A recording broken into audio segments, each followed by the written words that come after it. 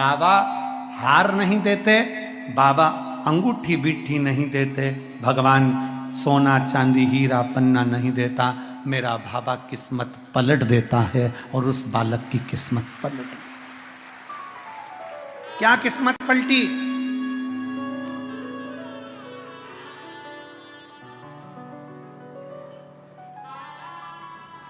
माता पार्वती ने कहा कि तुम जल ले जाओ, जरा वन से थोड़ी संविदा लकड़ी लेकर आओ। बेटा नसीब सिंह जल लेने के लिए, लकड़ी लेने के लिए गया। बीच मार्ग में जाते जाते उसने क्या देखा कि एक लकड़ी के एक डूंठ पर, वृक्ष की लकड़ी के डूंठ पर एक हार टंगा हुआ है। कौन सा हार था? जो मेरे भगवान विष्णु ने दिया था। किस्मत भाग्य में अगर लिख दिया मेरे ओघड़दानी ने, तो गया हुआ भी वापस बुलवा लेता है। वो ओघड़दानी, वो विश्वनाथ, वो शंभू है। गया हुआ वापस ले आया। डूंठ पर टंगा हुआ हीरे का हार मिल गया, उतार लिया और आगे बढ़ा। क्या देखा कि एक मछली तड़प रही है। उस मछली को उठाकर उसने पानी में डाल दिया। मछली इतनी प्रसन्न हो गई, उसने अपने मुख में से अंगूठी निकालकर उस बालक को दे दिया। गया धन भी वापस ला सकता।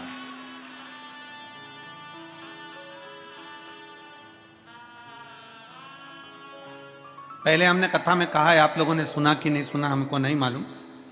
स्मरण किया होगा कि शिव महापुराण में पहले वर्णन करा है कि शंकर जी पे चढ़ा हुआ जल लाकर अपने दरवाजे की चौखट पर छीटो। सुना था कि नहीं सुना था? जम के बोलो जरा। सबने सुना था ना कि अपने दरवाजे की चौखट पर छीटो, अपने दरवाजे के अंतर्गत छीटो। उसका कारण क्या था? उसका केवल एक कारण है कि भगवान शंकर पर चढ़ा हुआ जल अगर थोड़ी सी भी रज लगकर आ गई, भगवान शिव का चढ़ा हुआ जल अगर हमारी चौखट पर, दुकान पर आकर अगर छिटक दिया, तो कुबेर का भंडार मेरा महादेव भर ही देता है।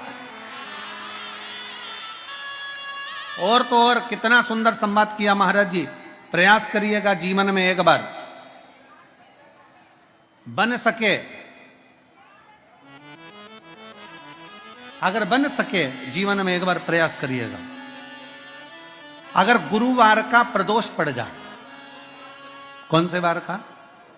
गुरुवार का प्रदोष पड़ जाए, बृहस्पतिवार का यदि प्रदोष पड़ जाए, तो प्रदोष के दिन, प्रदोष काल में, प्रदोष के दिन, प्रदोष काल में किसी शिवालय में जाएं, शंकर के मंदिर में जाएं, एक ही दिए के अंदर एक फूल बाती, कैसी बाती है?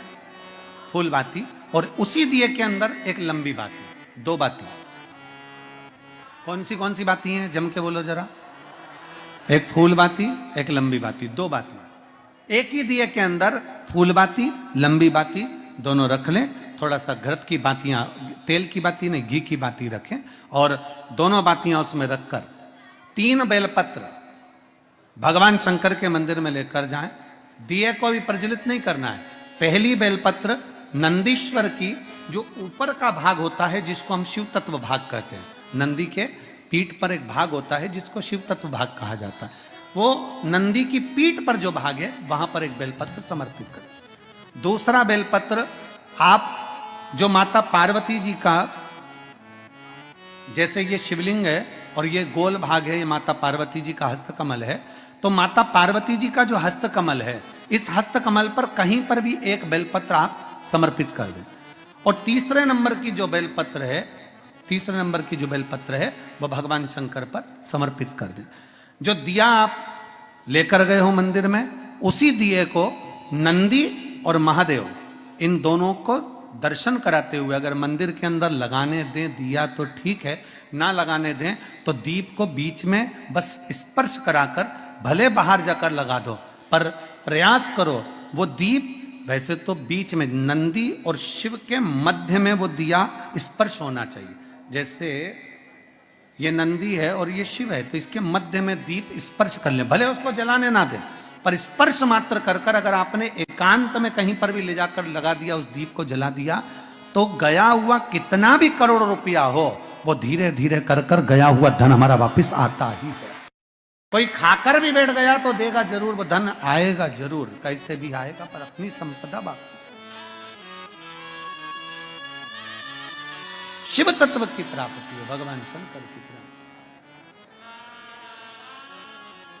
सबका किया है मेरा भी उद्धार कीजिए, उद्धार कीजिए, हे त्रिपुंडधारी, है त्रिशूल। आप दिल से जब बाबा से कहेंगे, अपने मन से जब भगवान को प्रार्थना करेंगे, अपने हृदय से जब शिव को पुकारेंगे, क्यों ना मिलेगा। गया हुआ धन केवल देवर्षि नारद ने बता दिया कि इनको अगर पति मिलेगा तो भस्मी रमाने वाला, जटाजूट बांधने वाला, मृगछाला पहनने वाला, भस्म रमाने वाला, ऐसा पति इनको मिलेगा। अब विचार करा कि मैं ऐसा पति अगर मिल रहा है तो मैं अपनी बेटी का विवाह नहीं करूंगी। ये माता विचार कर ली, माता मैनावती ने विचार कर लिया कि मैं अपनी बेटी का विवाह नहीं करने वाली, मैं अपनी बेटी नहीं ब्याहूंगी, मैं अपनी बेटी की शादी नहीं करूंगी, भले कुंवारी रह जाए पर मैं बेटी का विवाह नहीं करूंगी। शिव महापुराण की कथा कहती है, ऊंचा महल देखकर, ढेर सारे पेट्रोल पंप देखकर, खूब धन दौलत देखकर, खूब संपदा देखकर, खूब वैभव देखकर बेटी का विवाह मत करिए, बल्कि बेटी का विवाह यह देखकर करो कि जिस लड़के के साथ हम बेटी ब्याह रहे हैं वो हमारी बेटी का सम्मान करेगा कि नहीं करेगा, आदर करेगा कि नहीं करेगा, सत्कार करेगा कि नहीं करेगा। हम जिसके साथ में बेटी ब्याह रहे हैं वो हमारी बेटी को आदर देगा, सम्मान देगा, सत्कार देगा कि नहीं देगा। तुमने पेट्रोल पंप तो देख लिया, गाड़ी बंगला तो देख लिया, दौलत देख ली, संपदा देख ली, मालूम पड़े बेटी दुखी रहे तो क्या मतलब का। घर भले बड़ा ना हो, शिव महापुराण की कथा कहती है, घर भले बड़ा ना हो, शिव महापुराण की कथा कहती है, घर भले बड़ा ना हो पर बेटी जिस घर में दी जाए उसका दिल बड़ा होना चाहिए। बेटी जिस घर में दी जाए उसका दिल बड़ा होना चाहिए, उसका मन बड़ा होना चाहिए, उसकी चित्तवृत्ति बड़ी होना चाहिए, उसका हृदय बड़ा होना चाहिए, जिससे वो हमारी बेटी का आदर कर सके, हमारी बेटी का सम्मान कर सके। अब किसी किसी के घर में वैभव तो बहुत होता है पर मन नहीं होता है। वो कहते हैं एक बार भगवान कृष्ण और अर्जुन दोनों भ्रमण के लिए निकले।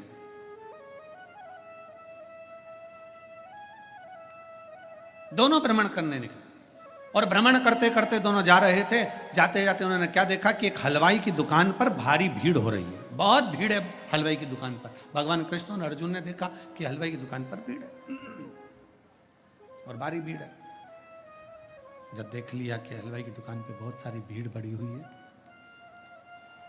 और वहीं पर दुकान के पास में बासी भोजन पड़ा हुआ है, महाराज जी दुकान के पास में बासी भोजन पड़ा हुआ और एक कुत्ता, एक श्वान उस बासी भोजन को खा रहा है। हलवाई ग्राहकों पर ध्यान ना देकर उसने एक पत्थर उठाया और कुत्ते को मारा, उस श्वान को मारा, उस कुत्ते को मारा। फिर वापिस कुत्ता वापिस आया और वो पास में पड़ा हुआ बासी भोजन फिर खाने लगा, वापिस खाने लगा। जब कुत्ता वापिस भोजन करने लगा, वो पड़ा हुआ बासी नाश्ता जो पड़ा था, भोजन पड़ा था, वो खाने लगा तो उस हलवाई ने फिर पत्थर उठाया, फिर मारा। कुत्ता फिर पे कर कर भागा, फिर आया। बार बार अर्जुन देख रहे हैं। अर्जुन वहां से निकले, भगवान कृष्ण के साथ में आगे बढ़े तो अर्जुन ने भगवान कृष्ण के चरण पकड़कर कहा, नाथ मेरे मन का एक संशय है, इस संशय को मिटा दीजिए। मेरे मन में जो संशय अड़ा हुआ है, मेरे मन में जो संशय है, आप इसको मिटा दीजिए। क्या संशय है तुम्हारे मन में? महाराज मेरे मन में बस केवल यही संशय है कि ये कुत्ते को बार बार पत्थर मारा जा रहा है, इस कुत्ते को बार बार पत्थर मारा जा रहा है और ये कुत्ता बार बार आ रहा है और ये हलवाई पड़ा हुआ है, किनारे पर पड़ा हुआ है, बासी भोजन पड़ा हुआ है, इसको खाने क्यों नहीं दे रहा? भगवान कृष्ण ने कहा, अर्जुन ये जो कुत्ता है ना, ये हलवाई की जो दुकान है ना, जो हलवाई बैठा है ना, इसके ही घर का बाप है, इसी के घर का बाप है। भगवान कृष्ण कह रहे हैं जो हलवाई बैठा है इसका बाप है ये कुत्ता। पूर्व समय में ये पिता था, इसके घर में अतिथि आते, मेहमान आते, चाकर आते, सब आते, परिवार वाले मिलने भी आते, पर ये कभी अपनी दुकान पे से एक अंश मात्र भी उनको कुछ खिलाता नहीं था, अंश मात्र भी। और शिव पुराण क्या कहती है? अतिथि देवो भव। शिव महापुराण वर्णन करती है अतिथि देवो भव। ये कुछ नहीं खिलाता, कुछ भी नहीं। हमारे सतुआ बाबा जी से हम एक चीज सीखे हैं, और ये बहुत अच्छी बात हमने सीखी, और साथ में हमारे सभी आशीष समीर वगैरह सब बोलते हैं, गुरुजी हम तो 7 दिन के लिए आए, समीर वगैरह तो पहले व्यवस्थाओं में भी आ गए थे, तो उन्होंने कहा कि सतुआ बाबा जी के आश्रम में जाओ तो वहाँ प्रणाम करते से ही दोने में एक लड्डू या कोई सामग्री जो भी होती है प्रसाद, खिचड़ी आदि जो भी होगा उस समय पर, पराठा हो, भजिया हो, सब्जी हो, जो मिले खिचड़ी वगैरह वो दोने में दी जाती। हमने कहा देखिए यही सीखना, ये चरित्र भगवान कृष्ण का, अर्जुन का ये चरित्र हमें दिखा रहा है। भगवान कृष्ण और अर्जुन का ये चरित्र हमको वर्णन कर रहा है। भगवान कृष्ण और अर्जुन का ये चरित्र हमें बता रहा है कि बनिया अर्थात वो हलवाई उस दुकान का मालिक है, पर अपने जितने रिश्तेदार आते थे उनको एक अंश मात्र भी कुछ नहीं देता था। आखिरी में उसी दुकान के दरवाजे पर जो बासी पड़ा हुआ है वो खाने के लिए आगे बढ़ रहा है, पर अंश मात्र औलाद खाने नहीं दे रही है, औलाद नहीं दे रही। इसीलिए बार बार पहले भी कहा, फिर कहते हैं कि मत बुरे करम कर बंदे, मत बुरे कर्म कर बंदे। हमारे कर्म की गति हमको भोगना है, कोई दूसरा कर्म गति का भोग नहीं भोग सकता। शिव महापुराण की कथा कहती है माता सती जलकर भस्म हुई, मां पार्वती हिमालय राज के घर में जन्म ले। माता पार्वती जी का भाग्य देखकर कह दिया कि इसको जो पति मिलेगा वो भस्मी रमाने वाला, जटाजूट बांधने वाला, मृग चर्म धारण करने वाला, भस्म रमाने वाला इसका पति होगा। देखकर माता मैनावती ने विचार कर लिया, माता मैनावती ने विचार कर लिया कि मैं अपनी बेटी का विवाह नहीं करूं।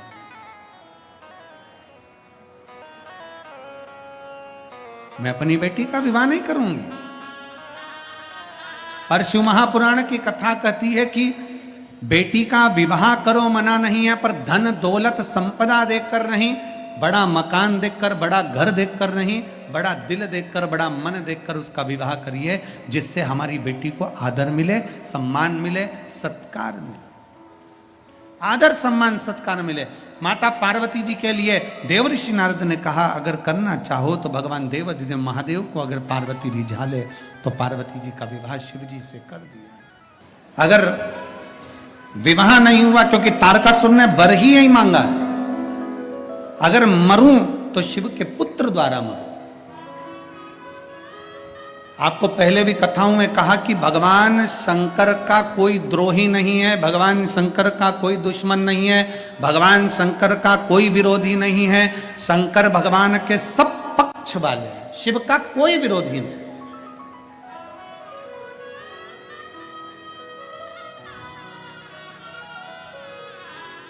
भगवान शिव का कोई द्रोही नहीं है, भगवान शंकर के सब पक्ष वाले।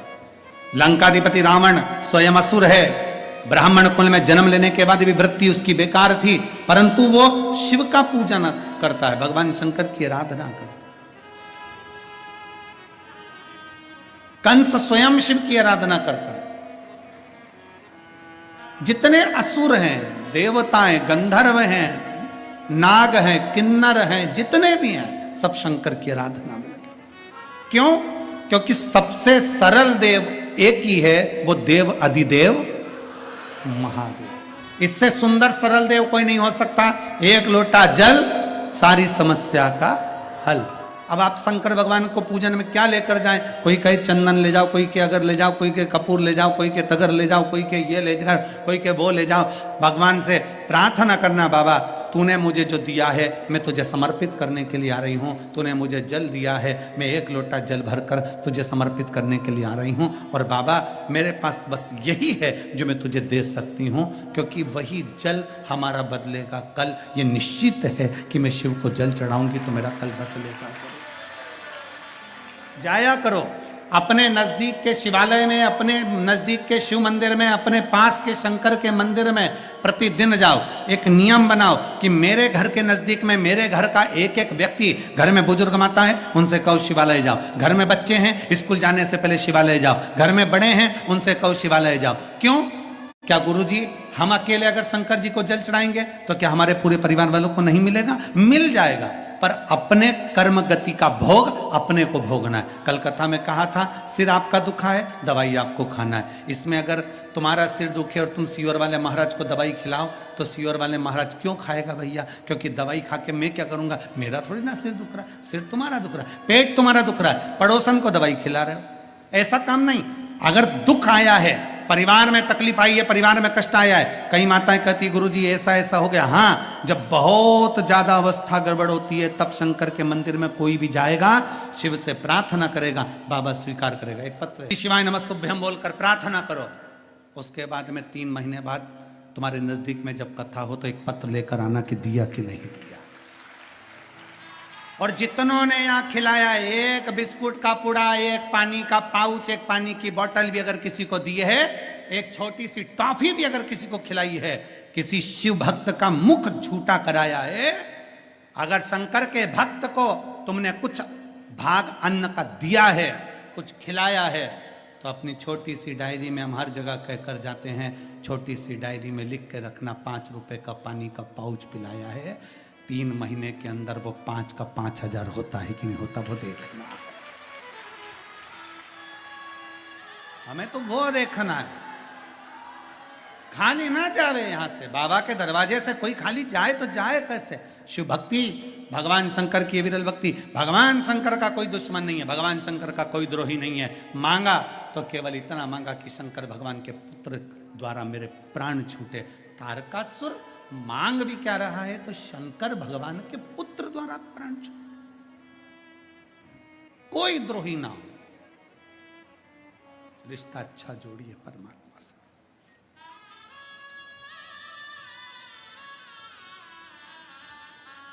और मेरी जीजियों और मेरे जीजाओं, ओ मेरी काशी की जीजियों, मेरे जीजाओं, मेरी बेटियों, बेटाओं, मेरी माताओं,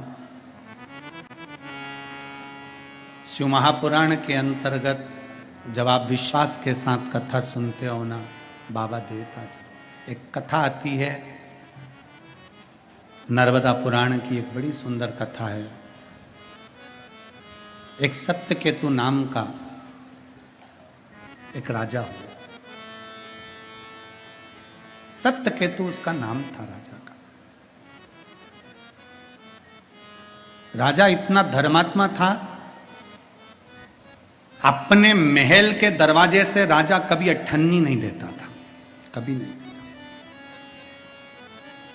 राजा इतना धर्मात्मा था, इतना पुण्यात्मा था, राजा इतना बड़ा दानी था कि अपने घर के दरवाजे से, अपने राज्य के दरवाजे से अठन्नी उस राजा ने दान नहीं करी, एक चवन्नी दी। इतना बड़ा धर्मात्मा था।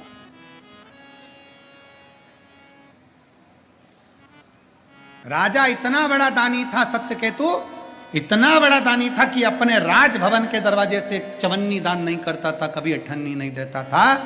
राज दरवाजे से कोई को उसने चवन्नी ना दी। इतना बड़ा दानी, इतना बड़ा धर्मात्मा था राजा सत्यकेतु।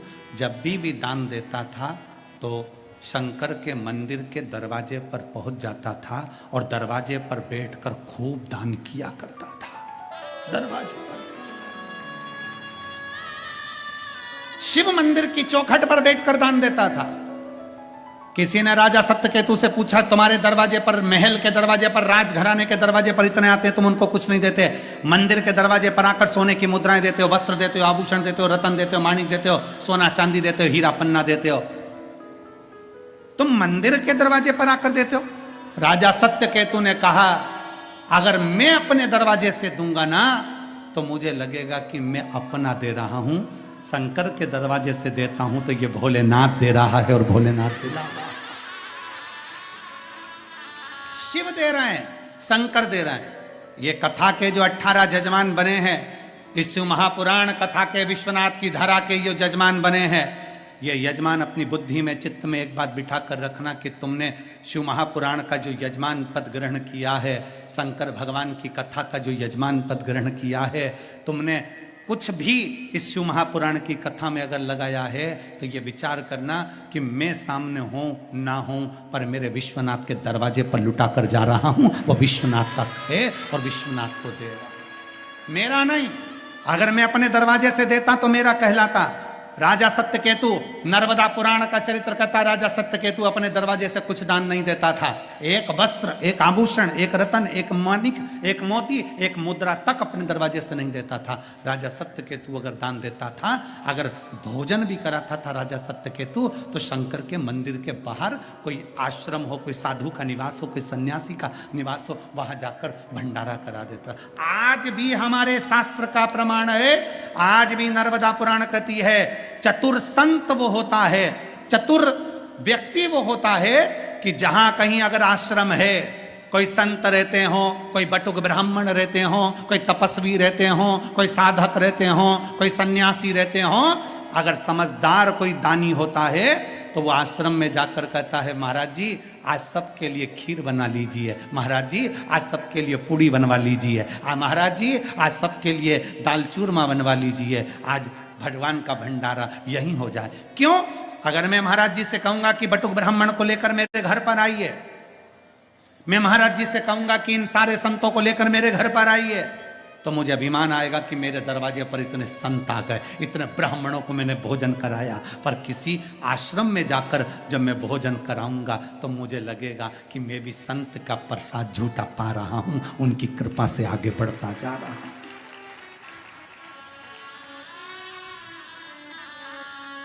कभी कुबेरेश्वर बाबा की धरा पर आओ, सीहोर कुबेरेश्वर धाम पर जब आप पहुंचो,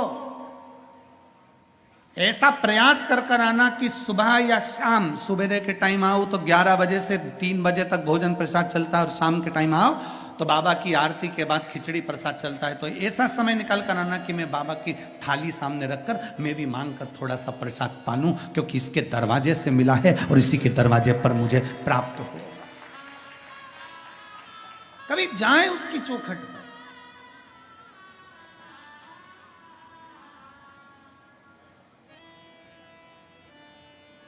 ये हमारी मां नर्मदा पुराण वर्णन कर रही है।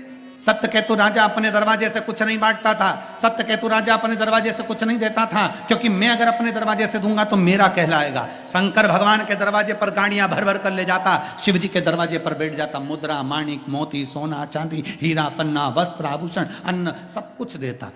क्यों? पूछा, ये तुम्हारे दरवाजे से क्यों नहीं देते? मेरा कहलाएगा। और अगर मैं बाबा के दरवाजे से बांटूंगा तो देने वाला विश्वनाथ, लेने वाला विश्वनाथ, कराने वाला विश्वनाथ, सब शंकर का नाम। मेरा है क्या? क्या है मेरा?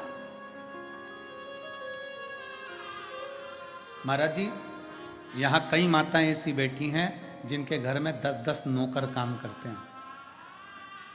इन यजमानों में भी यजमान ऐसे ऐसे हैं जिनके यहाँ 10-10, 20-20 नौकर काम करते हैं। पर बाबा की ऐसी कृपा है इन यजमानों पर भी और बैठी हुई मेरी जीजी और जीजाओं पर भी कि अपने घर से चद्दर लेकर आई हैं, अपने घर से बिछाने की दरी लाई हैं और अपने घर से कुछ बांटने का साथ में लेकर, अपन जहाँ कथा सुनती है ना वहाँ बैठती हैं पानी की बोतल लेकर। जैसे ही कथा चालू होती है और देखती हैं 1-1.5 घंटे बाद किसी को प्यास लग रही है तो वहीं बैठी बैठी बोतल बांट देती हैं, बिस्कुट बांट देती हैं और सामग्री बांट देती हैं।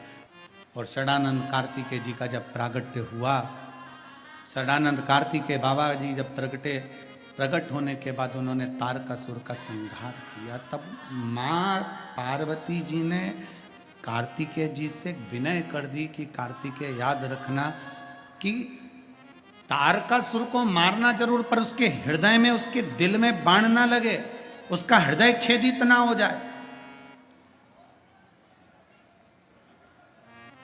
उसके हृदय में बाण ना लगे, उसका हृदय छेदित ना हो, इसका स्मरण रहे कार्तिकेय। क्यों?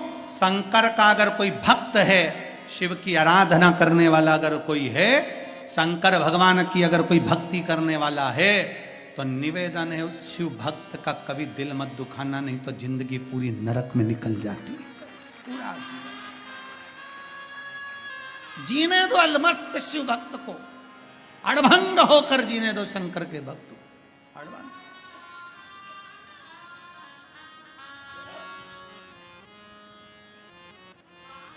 इतने शिव भक्त आते हैं, हम कहते हैं कभी किसी का दिल ना दुखाइए। है आपके पास दे दीजिए, है आपके पास दे दीजिए।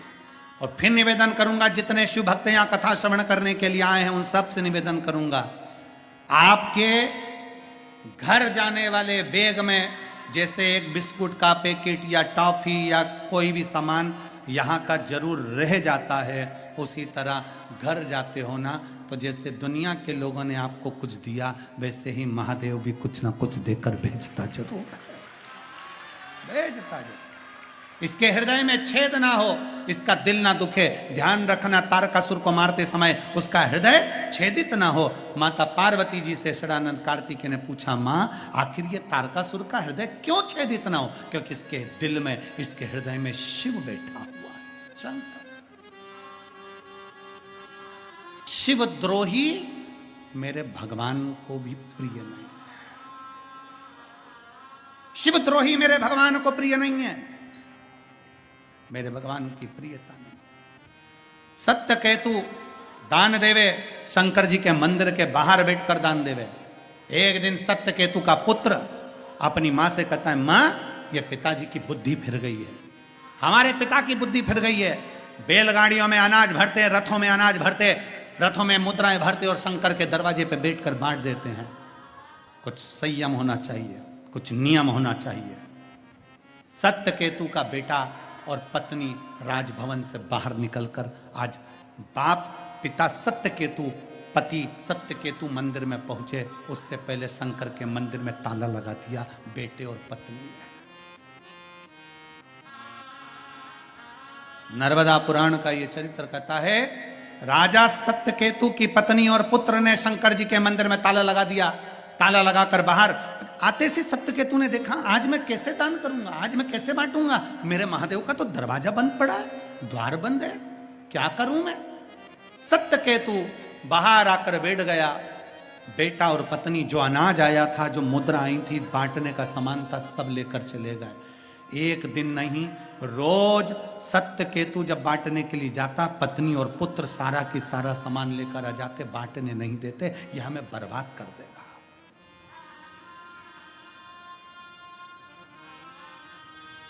इसीलिए शिव महापुराण की कथा कहती है,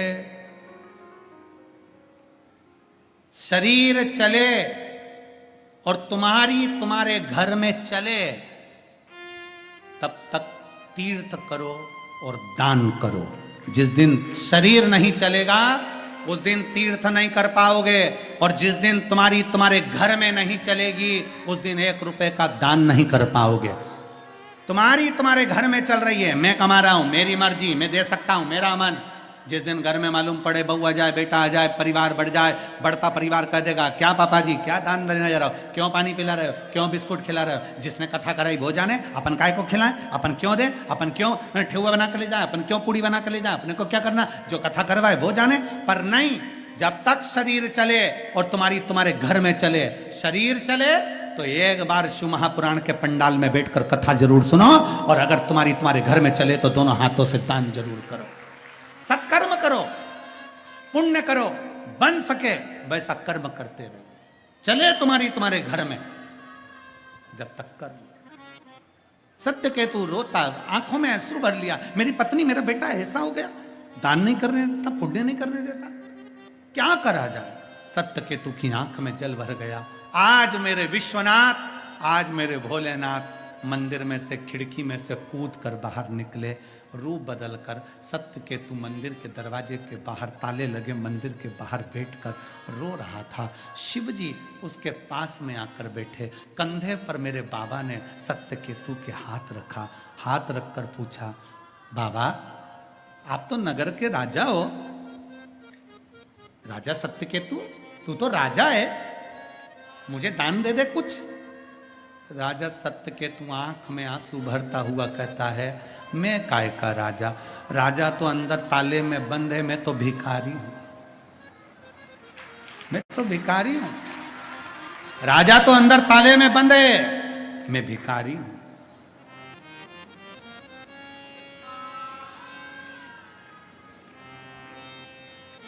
और यही होना चाहिए। सेठ मत बनो, सेठ बनोगे तो टेंशन बढ़ेगी। फैक्ट्री है ना तुम्हारी, तो भी तुम सोचो कि मैं नौकर हूं। दुकान है ना तुम्हारी, तो भी तुम सोचो कि मैं नौकर हूं। सेठ बन गए, नौकर बनकर रहोगे तो सुखी रहोगे। सेठ बनोगे तो चिंता लगेगी, फैक्ट्री का बिल जमा करना है, ये करना है, वो करना है, लाइट देखना, ये हो गया, घाटा हो गया, मुनाफा हो गया, ये हो गया। और अगर नौकर होगे तो सेठ जी बिल भरेंगे, सेठ जी मुनाफा देखेंगे, सेठ जी घाटा देखेंगे, हमें तो महीने की तनख्वाह दो और हम ये चले। नौकर सबसे ज्यादा सुखी होता है, सेठ टेंशन में रहता है। इसलिए चाहे तुम्हारी दुकान हो, चाहे तुम्हारी सर्विस हो, चाहे तुम्हारा मकान हो, चाहे तुम्हारी फैक्ट्री हो, तुम नौकर बन जाओ और विश्वनाथ को सेठ बना दो कि हमारा सेठ हमारा विश्वनाथ है। हम नौकर, वो सेठ। तो चिंता किसकी? जम के बोलो जरा, विश्वनाथ। टेंशन किसको? विश्वनाथ को। अपन कौन? हम तो बाबा के नौकर। हमें काय का चिंता, हमें तो महीने की तनख्वाह दे देना बाबा, बस बहुत है। मेरे बाबा तेरी नौकरी सबसे बढ़िया है, सबसे जब से तेरा गुलाम हो गया, तब से मेरा भी नाम हो गया। शब्द पर जान। 10 अश्वमेध यज्ञ का फल एक बार भगवान शंकर के मंदिर में जाकर मात्र दर्शन करने से प्राप्त हो जाता है।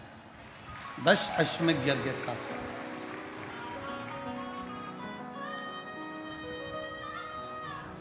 हजारों हजार अश्वमेध यज्ञ का फल एक बार बाबा विश्वनाथ की इस पुरी का नाम काशी काशी लेने से प्राप्त हो जाता है। हजारों अश्वमेध यज्ञ का फल बाबा की इस पावन पुरी काशी का नाम लेने से प्राप्त हो जाता है।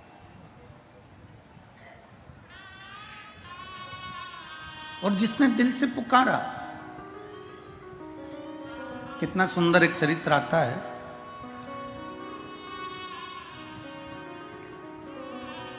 भगवान शंकर के दरवाजे के द्वार बाहर द्वारपाल वीरभद्र और मणिभद्र और भगवान शिव की चौखट पर नीचे की ओर और ऊपर की ओर विराजमान रहने वाली भाग्य देवी।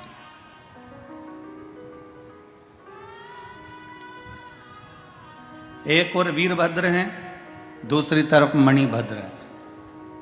और बाबा की उस पवित्र चौखट पर नीचे भी और ऊपर भी भाग्य देवी विराजमान।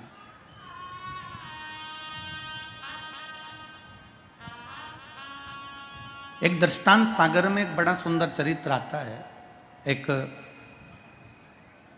वेदव्य नारी थी जिसका नाम पारो था, दृष्टांत सागर में।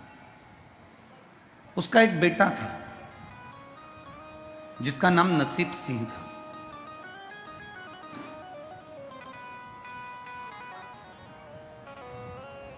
नाम भले नसीब सिंह था पर नसीब श्रेष्ठ नहीं था। उसका नसीब श्रेष्ठ नहीं था। पिता चले गए, परिवार वालों ने साथ छोड़ दिया। कुटुंब, पिता, परिवार सब साथ छोड़ दिए। बेधव्य नारी पारो अपने बेटे नसीब के साथ में रहने लगी। भाग्य ठीक नहीं। शिव महापुराण की कथा कहती है, जिस समय पर पारो का पिता, पारो के पति खूब कमाते थे, धन, वैभव, संपदा, सत्ता सब कुछ था, पर जैसे ही पारो का पति प्राण त्याग कर गया, उसका धन, वैभव, संपदा सब चले गया। कौन किसका मीत संसार।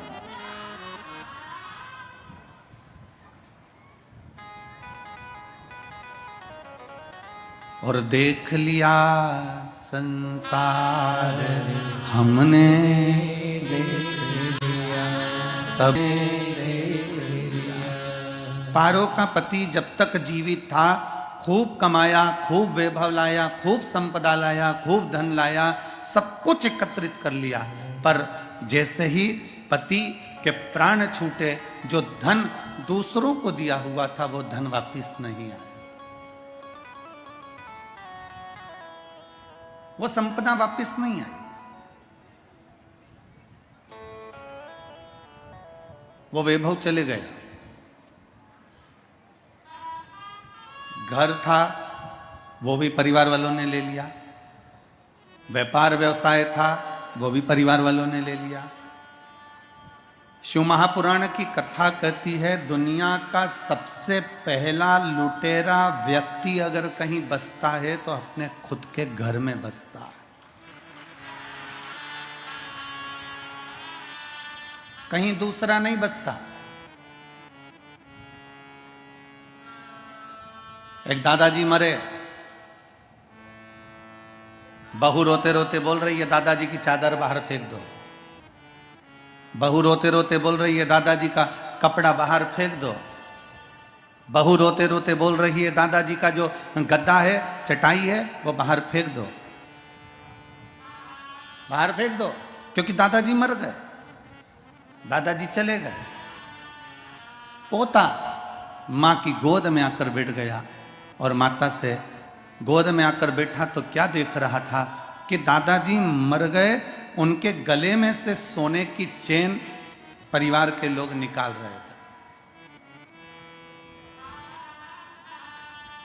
पोते ने अपनी मां का गाल पर हाथ लगाकर, मां, ओ मां, दादाजी का चद्दर बाहर फेंक दिया। क्यों?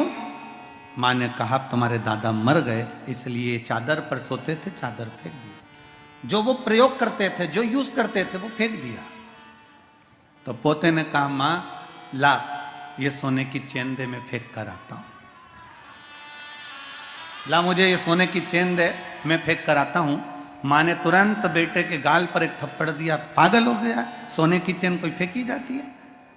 मां तूने ही तो कहा कि दादा जो यूज में सामग्री लेते थे, जो प्रयोग में लेते थे, वो सामग्री फेंक दी जाए। चादर ओढ़े थे, चादर फेंक दी, दवाइयां फेंक दी, चश्मा फेंक दिया, डंडा फेंक दिया, जो सामान थे वो फेंक दिया, सारा सामान फेंक दिया गया। तो मां, ला मैं ये सोने की चेन भी फेंक आता हूं। शिव महापुराण की कथा कहती है, दुनिया का सबसे बड़ा लुटेरा हमारे घर में बसता है।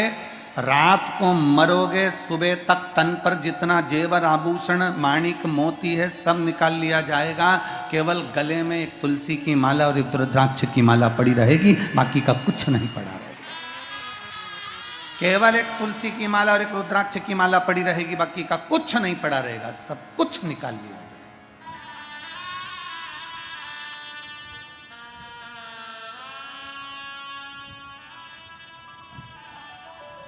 परिवार वालों ने दुकान ले ली, परिवार वालों ने घर ले लिया, परिवार वालों ने व्यापार ले लिया, परिवार वालों ने व्यवसाय ले लिया, सब कुछ समाप्त कर दिया। पारो आखिरी में अपने बेटे के साथ में रहती है। भले बेटे का नाम नसीब से रख दिया हो कि ये किस्मत वाला होगा, किस्मत वाला होगा, पर वही किस्मत नहीं है महाराज, कोई किस्मत।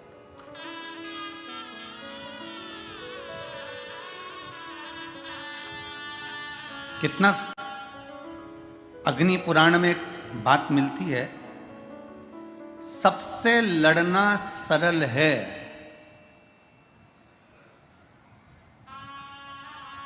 अग्नि पुराण में एक बात मिलती है, सबसे लड़ना सरल है। परिवार से, नातों से, रिश्तों से, कुटुंब से, कबीले से, मोहल्ले से, दुनिया से लड़ना सरल है। पर अग्नि पुराण की कथा कहती है अपने नसीब से लड़ना कठिन है, अपनी किस्मत से लड़ना कठिन है। भाग्य में जो लिखा है वो भोगना पड़ता ही है। मृत्यु लोक में अगर आपका जन्म हुआ है, आपको और हमको अपने अपने कर्म का भोग भोगना ही पड़ेगा। संसार सागर में अगर जन्म लिया है, आपको और हमको ये सारे भोग भोगना ही पड़ेगा। भगवान राम भी अगर मृत्यु लोक में आए तो उनको भी अपने कर्म की गति का स्मरण करना पड़ा।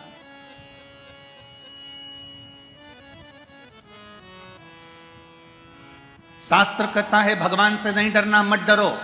वेद पुराण से नहीं डरना, मत डरो।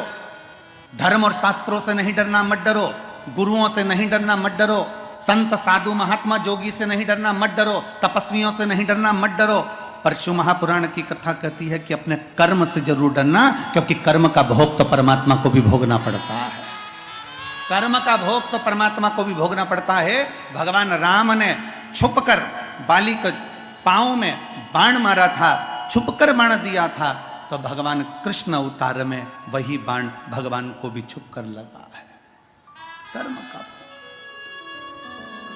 एक चिड़िया को कैद में रखा तो माता जानकी को भी कैद में रहना पड़ा था। अपनी कर्मगति का भोग सबको भोगना है। स्वयं रामकृष्ण परमहंस जी, स्वयं रामकृष्ण परमहंस जी अपने कक्ष में बैठे हैं और स्वामी विवेकानंद जी कह रहे हैं, गुरुदेव आप पर मां जगदम्बा, दुर्गा, भवानी, मां शारदा इतनी प्रसन्न है गुरुदेव, एक बार मां शारदा से कहो ना कि तुम्हारा शरीर का रोग समाप्त कर दे।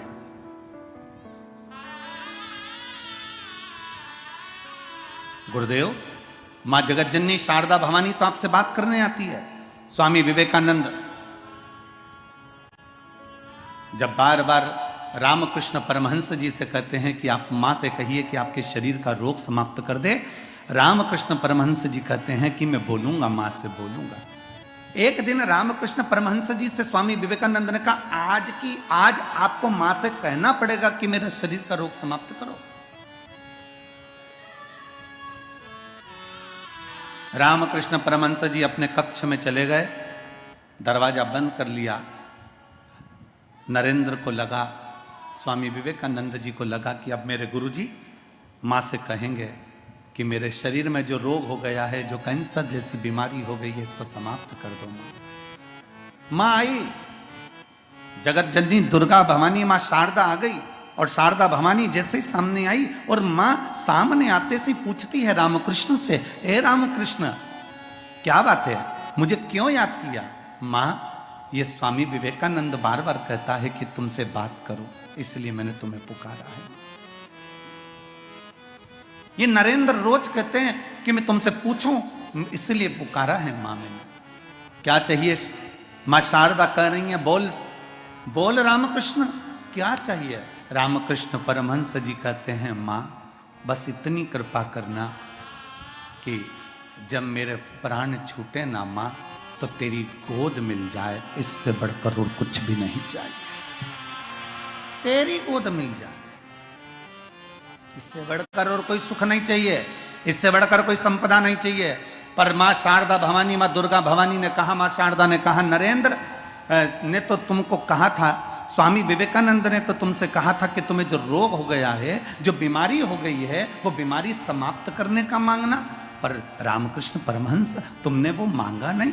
रामकृष्ण परमहंस जी कहते हैं, मां मैं जानता हूं, अगर आज मैंने तुमसे रोग समाप्ति मांग भी ली ना मां, और तुम मुझे ठीक भी कर देगी ना मां, पर अगला जन्म मुझे फिर लेना पड़ेगा और अपने कर्म का भोग फिर भोगना पड़ेगा, इसलिए एक बार भोग कर चले जाऊंगा। एक बार मैं अपने कर्म का भोग भोग लूं, एक बार मैं अपनी कर्मगति का भोग भोग लूं, एक बार मैं अपने कर्म का जो भोग है उसे भोग लूं। शिव महापुराण की कथा कहती है, अगर अपनी ड्यूटी का समय सुबह 8 बजे से लेकर शाम को 4 बजे तक है, सुबह 8 बजे से 4 बजे तक ड्यूटी पूरी करो। अगर आधी ड्यूटी करोगे तो तुम्हारे को फिर रात्रि में आकर ड्यूटी करना पड़ेगी, या दूसरे दिन ज्यादा ड्यूटी करना पड़ेगी, ज्यादा दिन ज्यादा खड़े रहना पड़ेगा, दूसरे दिन ज्यादा खड़े रहना पड़ेगा। अपनी ड्यूटी पूरी करो। उसी तरह शिव महापुराण की कथा कहती है, मृत्यु लोक में जन्म लेने के बाद, मानव शरीर मिलने के बाद हमारी कर्म गतियां हमको भोगना है। जितना भोग सकते हैं आज भोग लें, और भोगने के साथ में भगवान शंकर पर एक लोटा जल चढ़ाते चढ़ाते हमको मालूम ना पड़े कि हमारे कर्म गति का भोग हम कैसे भोग रहे हैं। शिव को समर्पित कर कर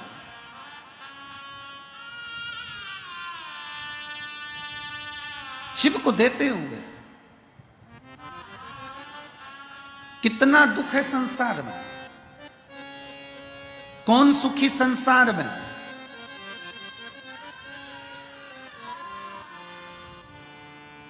धन का बिस्तर मिल जाए पर नींद को तरसे धन का बिस्तर मिल जाए पर नींद को तरसे, और कांटों पर भी सोकर आए, कांटों पर भी सोकर आए, किसी के मन को अरे कोई कारण होगा, अरे कोई कारण होगा।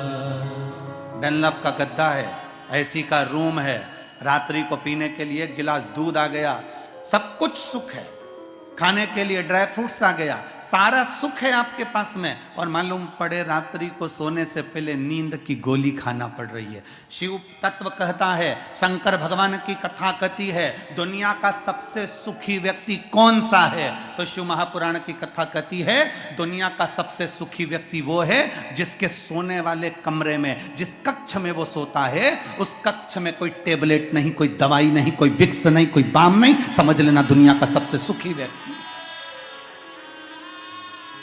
जिसके सोने के कमरे में, विश्राम के कमरे में भी अगर दवाइयां रखी हुई है, सोने के कमरे में अगर टेबलेट रखी हुई है, सोने के कमरे में दवाइयां खाकर रात्रि को सोना पड़ रहा है, दवाइयां लेकर अपने रात्रि का विश्राम करना पड़ रहा है, तो समझ लेना कि दुनिया का आप सुखी व्यक्ति नहीं हो। प्रथम सुख, जम के बोलो, निरोगी काया। जरा जम के बोलो, प्रथम सुख निरोगी काया। सो रहे हो, बाजू में दवाई रखी है, सो रहे हो, बाजू में बिल्कुल गोलियां रखी हुई है, टेबलेट रखी हुई है, खाए बगैर नींद नहीं आती, पाँव दुख रहा है उसकी टेबलेट खा ली, सिर दुख रहा है उसकी टेबलेट खा ली, पेट दुख रहा है उसकी टेबलेट खा ली, जरा सी घबराहट हुई उसकी टेबलेट खा ली, बीपी ऊंचा नीचा हो रहा है उसकी टेबलेट खा ली, शुगर ऊंची नीची उसकी टेबलेट खा ली। दुनिया का सबसे सुखी व्यक्ति वो है जिसके सोने वाले कमरे में कोई टेबलेट नहीं, कोई दवाई नहीं, कोई औषधि नहीं, वो दुनिया का सबसे सुखी व्यक्ति।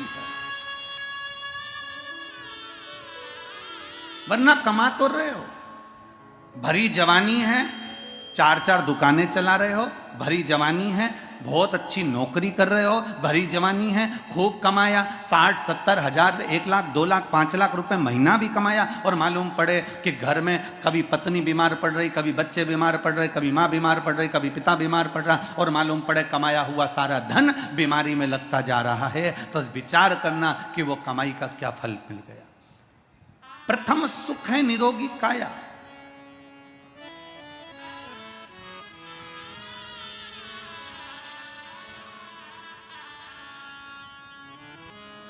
भगवान की भक्ति में लो, खूब मेहनत करो।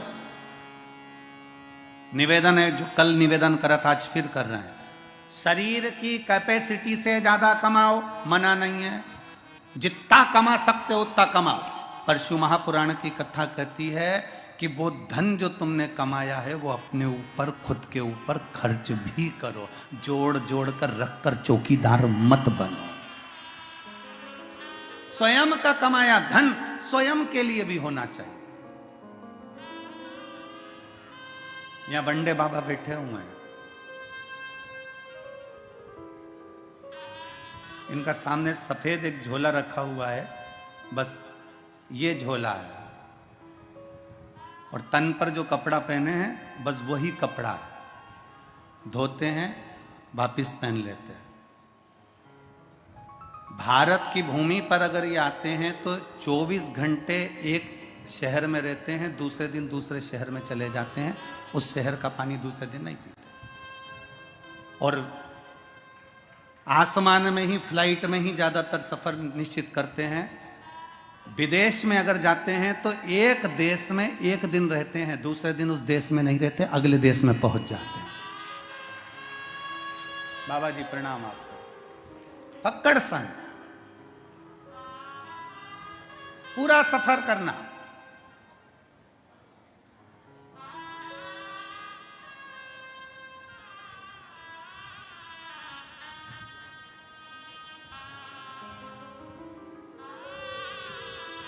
अपनी शिव भक्ति में, अपनी मस्ती में, अपनी अलमस्ती में जीवन जी, अपनी अलमस्ती, अपने स्वयं के ऊपर हम खर्च नहीं कर रहे। बेटा तुम्हारा एप्पल का फोन रख रहा है, बेटा तुम्हारा खूब अच्छा लैपटॉप चला रहा है, और आप वही कीपैड लेकर 24 घंटे अपनी भक्ति में, अरे भाई मेरे को दुकान से फुर्सत नहीं, अरे भाई मेरे को इससे फुर्सत नहीं, अरे भाई मेरे को उससे फुर्सत नहीं। अलमस्त जिंदगी जियो। जितना कमाया अपने ऊपर कितना खर्च करा तुमने, मत तो किसी को नहीं देना, पर अपने ऊपर तो खर्च करो। सुख की 2 रोटी हम नहीं पा रहे। एक सेठ जी की दुकान पर एक भिखारी भीख मांगने के लिए आया, भिक्षाम देई। सेठ जी ने उसको भिक्षा दे दी। वो सामने बैठ गया भिखारी, सेठ जी की दुकान के ठीक सामने, और उसने अपने पोटले में से खाने का सामान निकाला और खाना प्रारंभ करा। खाना प्रारंभ करा, पोटले में से भोजन निकाला, खाना प्रारंभ करा। सेठ जी, नौकर बोला, सेठ जी मैं जाऊं, मेरे को भोजन का टाइम हो गया, 1:30 बज गई, 2 बज गई, मुझे खाना खाना, भोजन करना, जा। नौकर चले गए। भिखारी सामने बैठकर भोजन कर रहा है, नौकर छुट्टी लेकर अपने घर चले गया, भोजन कर रहा है। और सेठ जी कमाने के चक्कर में टिफिन पत्नी ने रखकर भेज दिया, ठंडा हो गया, पड़ा हुआ है, पर खा ही नहीं पा रहा, क्योंकि दुकान कौन देखे, ग्राहक कौन देखे। लगा कमाने कमाने कमाने कमाने, 4 बज गया, 5 बज गया, तब जाकर अब 2 रोटी खा रहा है, वो भी ठंडी, वो भी ठंडी।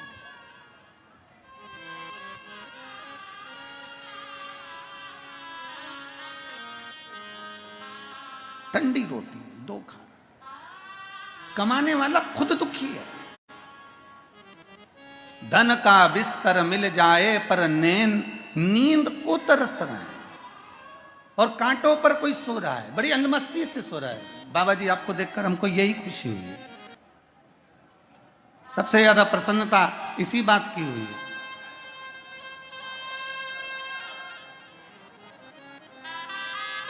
शिव तत्व की प्राप्ति, भगवान शंकर की अविरल भक्ति की प्राप्ति, भगवान ओघड़दानी की अविरल भक्ति की प्राप्ति। और मैंने तेरे ही भरोसे बाबा, तेरे ही भरोसे हवा बिच उड़ती जावांगी, बाबा डोर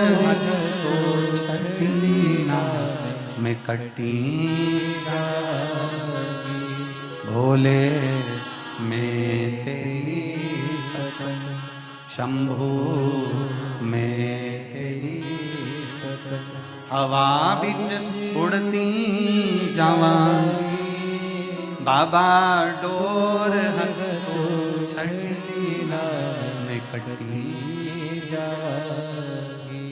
पारो के जीवन में दुख इतना अपार पड़ गया कि सारा धन, वैभव, संपदा, सत्ता सब परिवार वालों ने ले लिया, सब कुछ प्राप्त कर लिया, कुछ भी नहीं बचा।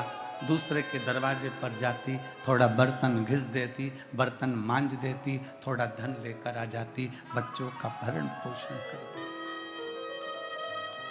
बच्चों का भरण पोषण।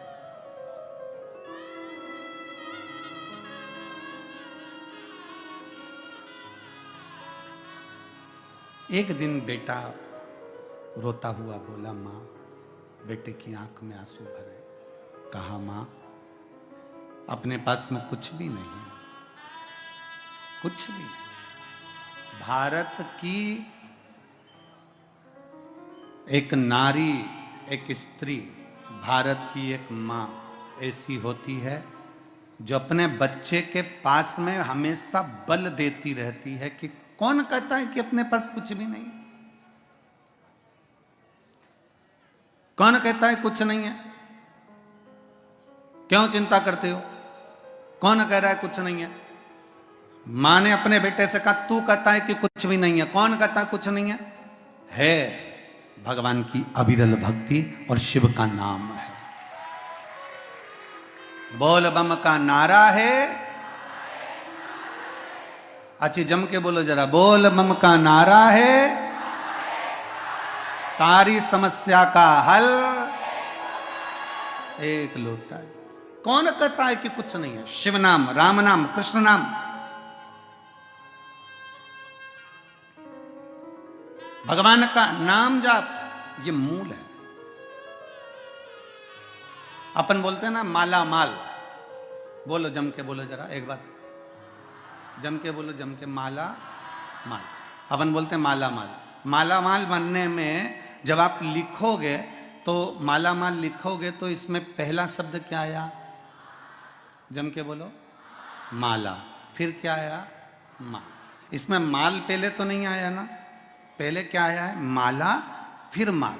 अर्थात शिव पुराण कथा कहती है जिसने भगवान की माला जपना प्रारंभ कर दी, एक दिन वो माला माल बन ही जाता है।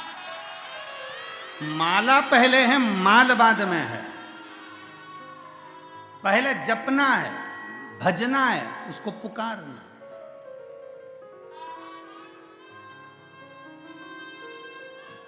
पहले जपो, भजो, पुकारो। और जब मुंह से भजेंगे क्यों ना आएगा,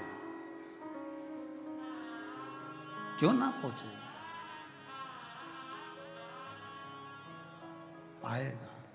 शिव, उसको पुकारा जाए, विनती करी जाए, विनय करे जाए, निवेदन करा जाए, क्यों नहीं आएगा। पारो ने अपने बेटे से कहा तू चिंता मत कर, तू भगवान की भक्ति कर। और बेटा उसी दिन से भगवान नारायण के मंदिर जाने लगा, माता का हाथ पकड़कर नारायण के मंदिर जाता, भगवान श्री हरि के मंदिर में जाता। भगवान नारायण बैठे देखते, आज माता लक्ष्मी ने नारायण जी से कह दिया कितना दुखी है प्रभु, इसको कुछ तो दे दो। इसके पिता की जायदाद परिवार वालों ने ले ली, इसके पिता का काम धंधा परिवार वालों ने ले लिया, ये कितना दुखी है, इसको कुछ तो दो प्रभु। भगवान नारायण ने एक हीरे का हार, रतन जड़ित हार उस बेटे को दे दिया। बेटा हार लेकर जा रहा था अपनी मां को दिखाने के लिए, मां मुझे भगवान नारायण ने हार दिया है। अब बेटा लेकर जा रहा था, इतनी देर में एक चील उड़ती हुई आई, वो हार को उठाकर ले गई और ले जाकर कहीं पटक दिया।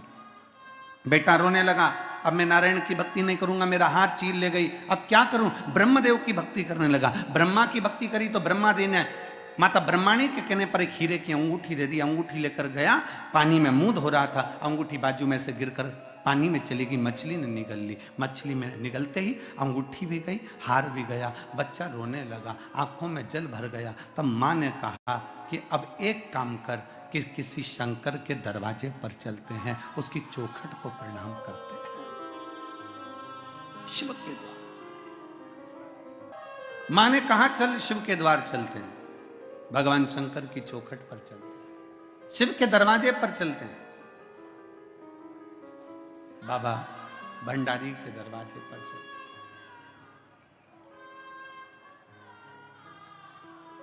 और चले, भगवान शिव के चौखट पर चले। श्री शिवाय नमस्तु। संत निकल कर जा रहे थे, वहीं से एक संत निकल कर जा रहे थे, संत। और वहीं से संत निकलते निकलते जा रहे थे, और निकलते निकलते संत ने उसी समय पर देखा कि बेटा कह रहे हैं कि मेरे को नारायण भगवान ने हार दिया, मुझे ब्रह्मा जी ने अंगूठी दी, मुझे ये मिला, मुझे वो मिला, क्या भगवान शंकर कुछ देंगे, क्या भगवान शिव कुछ देंगे।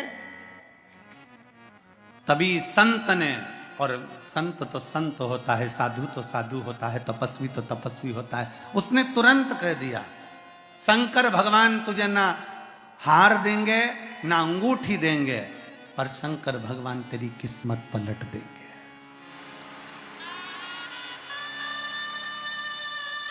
शिव जी तेरी किस्मत पलट देंगे।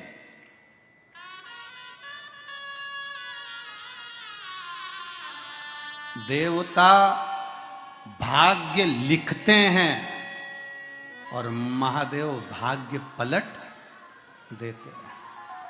देवता भाग्य लिखते हैं, तुम्हारी किस्मत में लिख दिया कि तुम्हें यह तकलीफ है, तुम्हारी किस्मत में लिख दिया ये दुख है, तुम्हारी किस्मत में लिख दिया ये बीमारी है, तुम्हारी किस्मत में लिख दिया ये कष्ट है, तुम्हारी किस्मत में लिख दिया तुझे ऐसा करना है। ये तुम्हारा भाग्य लिखा वो देवताओं ने लिख दिया, विधाता ने लिख दिया, पर विधाता का लिखा भी कोई पलट सकता है। मार्कंडेय भगवान को उम्र थोड़ी सी मिली थी, पर शिव की आराधना करने से उम्र बढ़ गई।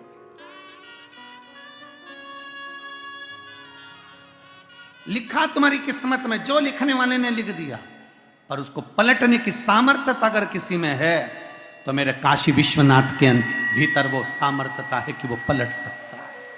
अकाल मृत्यु वो मरे जो काम करे चंडाल का, काल उसका क्या बिगाड़े जो भक्त हो महाकाल का। जो शिव की आराधना करता हो, जो शंकर की आराधना करता हो, जो शिव तत्व में डूबा हुआ हो, जो शंकर की भक्ति में डूबा हुआ हो, जो एक लोटा जल रोज देवाधिदेव महादेव को समर्पित कर रहा हो, जो भगवान शंकर की भक्ति में हमेशा डूबा हुआ हो, भले शिवालय तक ना जाए परंतु उसके भीतर की मन की गति के अनुसार 21,600 श्वास जो उसके शरीर से रोज निकल रही है, उस 21,600 श्वास में वो परमात्मा का नाम अगर ले रहा है तो परमात्मा उसको मिल रहा है।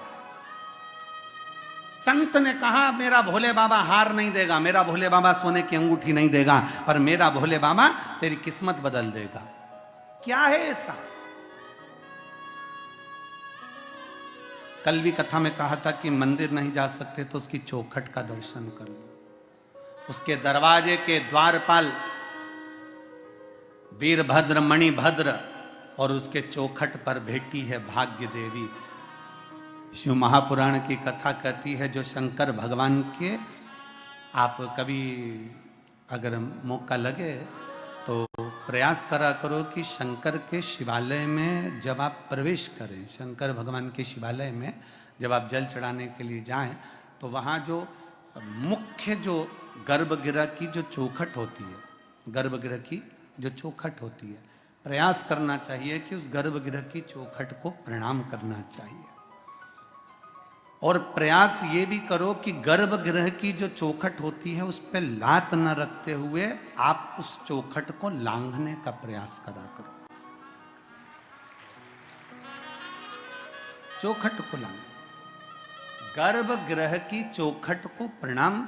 अगर आपने दूर से भी शिखर का दर्शन करा है, आप दूर खड़े हो और आपको बाबा विश्वनाथ का दर्शन नहीं हो रहा है, आप दूर खड़े हो आपको महाकाल राजा का दर्शन नहीं हो रहा है, आप दूर खड़े हो आपको ओमकारेश्वर बाबा का दर्शन नहीं हो रहा है, आप दूर खड़े हो आपको भीमा शंकर बाबा का दर्शन नहीं हो रहा है, आप बहुत दूर खड़े हो और मान लो आपको केदारेश्वर बाबा का दर्शन अंदर नहीं हो रहा है, बहुत लंबी लाइन में खड़े हो, तो बाबा की चौखट का अगर दर्शन कर लेते हो, उस पर ध्यान भी लगा लेते हो, तो भाग्य पलट कर ही रहता है।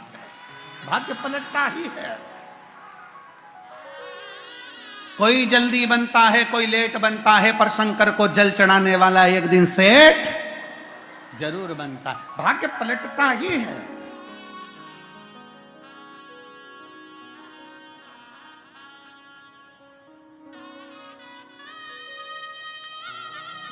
महादेव नमन चरणों में, सब गाइए। महादेव नमन चरणों